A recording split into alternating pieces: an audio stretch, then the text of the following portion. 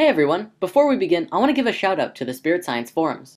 The forums now have over 3,000 individuals who are consciously participating in the discussions about the universe. If you want to ask questions, share information and videos, and meet your spirit family, the Spirit Science forums are a great place to start. Everyone is very caring and loving, nobody is left out, and it's a beautiful place to just hang out. And now, without further ado, let's talk about 2012.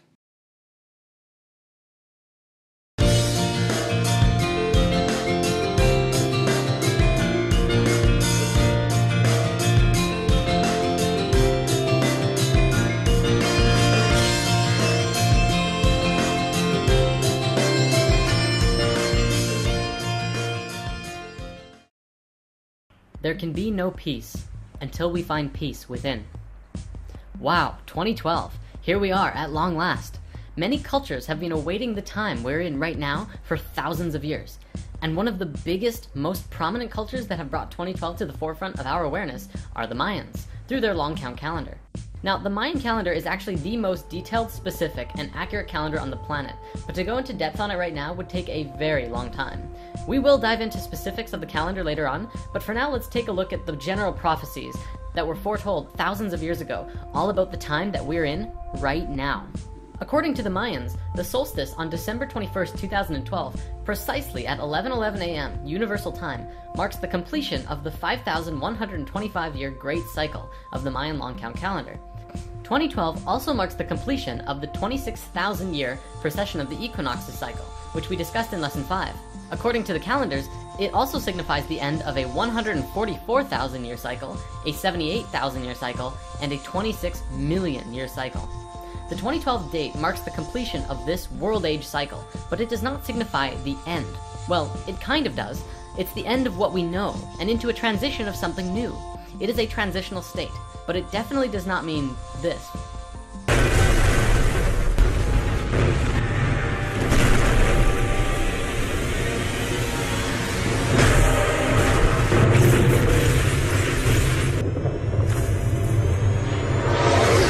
Although, because anything is possible, I won't say this isn't a possibility. Ultimately, we can't know what's going to happen, but we do have control over the potential of what we experience. We'll come back to that. We need to understand that the 2012 prophecies are signaling to us to wake up and realize that these times on Earth are very important. We are living in a landmark time in the history of this planet. We are collectively, as a species, approaching a crossroads that is calling out to us to participate in our fullest capacity. Let me show you a diagram to try and demonstrate just how important this is. First, this is how DNA works. See how you can basically map it out like a story? Here's the beginning, which could be seen as creation, or a start of a cycle. And then it moves outwards, expanding and moving into all potentials, until it reaches its peak in the middle. It stretches far out and then begins moving back towards the center, back to its source.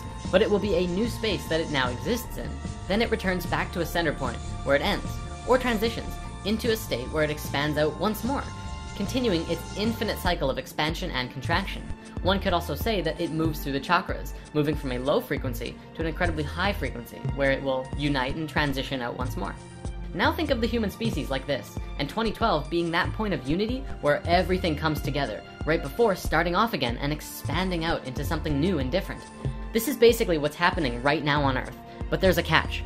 We have absolutely no idea how we're going to expand out, because there are so many potentials with what's happening on the planet right now. Let's go over a few of the basic ones. The first potential is that we all wake up and raise the vibrations of the entire species to a level of love, cooperation, and peace among all human beings. If this happens and 2012 comes to a close, then we may experience what many religions, prophecies, and ancient civilizations described as ascension. Everything is frequency, and supposedly the planet and everyone on it could experience a dimensional shift, where we move into a higher frequency where even more is possible than on this dimensional plane. We could then start building garden cities and utopias that work harmonically and in tune with nature and each other. Everyone could live in paradise, living from their heart in beauty and splendor. Although it may take a while to get there, by making the appropriate changes right now and setting those intentions, it becomes possible to create those realities sooner than later. A second potential could involve less of us waking up, and much of the world becoming even more intense than the book 1984. Now, there's already way too many beings of light all around the world who are now awake and moving forward on the path of healing themselves and the world around them. And if you're watching this, odds are you are too. So it's silly to think that the Earth could end up like Mars from self-destruction. Though we must be aware that there is still a control system in place, and we have to work with these frequencies in order to heal the planet. I don't think we have anything to worry about, though. Perhaps a third potential involves a combination of both. Maybe the beings who raise their own vibrations will move onto the next level of life, and begin working with the frequencies of the planet from a higher spectrum. Maybe then the beings who stick around on the lower frequencies end up slowly working together through the darkness and eventually raise up as well. Or even do something completely different, like merge their consciousness into technology like the Borg. I mean, I know our current technology isn't anywhere near there yet, but Earth doesn't have to die even if the people in the lower frequencies keep warring. They're just potentials, and hey, they're pretty fun to think about. On the topic of pole shift and ascension and all that, that's another thing I want to say, that although many religions and cultures speak about this, including the Christian Bible, this is still something of an unknown. A dimensional shift would be absolutely amazing, but we do not have to change dimensions to change the world. We won't know it until it happens, if it happens. But if it does, it would be good to be prepared, right? We'll come back to this in a bit. Now, regardless of all of the potentials we can come up with, let's bring it back to this diagram.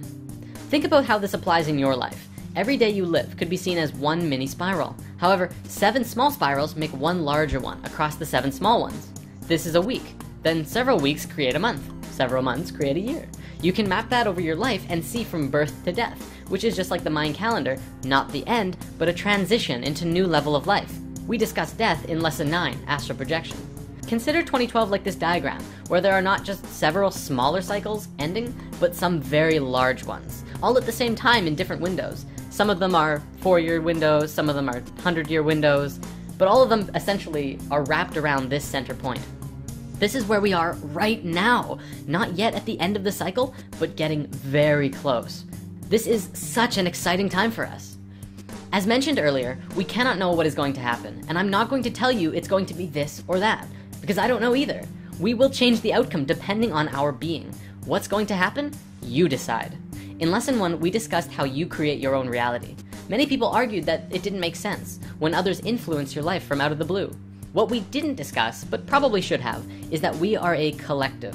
We are one species. You create your own reality, but we are all co-creating our realities together on a much broader scale. Think of an ant colony. Each individual ant decides where they want to go, what food they want to collect, and how they want to do it. But collectively, they are all working together to gather food for everyone, and do what is necessary for the group, whether it be digging tunnels or gathering leaves. Humans are like that. Except our mentality of do what's best for everyone is replaced with get enough money to survive, don't worry about the starving people on the street, help giant entities known as businesses take more money from the people, and don't question what's going on. We're doing it to ourselves, and we're doing it together. Together is the key word here. Together, we can break through barriers. Together, we can absolutely change the world, but we can only do it together, not individually.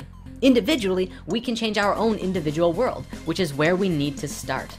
When we learn that we can all get along with each other, regardless of race or belief or level of consciousness, we learn that absolutely anything is truly possible. But it has to start here, in your heart. In the episode Power of the Heart, we discussed how the heart's electromagnetic field has the capacity to not just affect your body, but those all around you. This means that if you raise the frequency of your heart and your being, you will essentially emanate love and high vibrations all around you wherever you go. You will be way more powerful than a crystal. Now, let's look over everything we discussed today and try and wrap it all up. Just how exactly does all of this fit into one coherent puzzle? This year is probably the most important year in human history since the fall of Atlantis. This is the year when everything comes smashing together and we see what we've created for ourselves. This giant web of a society that just doesn't work and only serves to put more people into poverty and chaos. What are we going to do about it, and how are we going to get there? Where do we want to go? I guess the biggest question is, how does one prepare? The answer lies within. If we are able to look within our hearts and find that love for everyone and everything, including ourselves, this transitional window that the Mayans predicted thousands of years ago will go by so smoothly. Through mass numbers of individuals doing just this, everyone will begin to treat each other better and begin working harmonically through a new state of understanding that we are all one being. Mother Earth is like an organism, just as we are, and we can all work together in harmony to create a beautiful utopia where we all live together in peace and harmony and abundance. This is the nature of the shift we are going through and experiencing today, and although we may be a long way away before living in a planet-wide utopia of peace, love, and abundance, today we are laying the foundations and groundwork for this new system. And as we discussed before, The foundation has to first begin within ourselves, wherein after we will translate that into everyday lives and manifest it into the physical reality we live in. Yes, there will still be war, and there still will be chaos. I'm not saying that will just disappear instantly, but we have to be able to move through that with the state of love and peace within our own hearts and bringing that to everyone around us. No matter what happens on this planet, no matter how good or bad things may seem, stay in your heart. Keep filling yourself up with love, even if there is none all around you.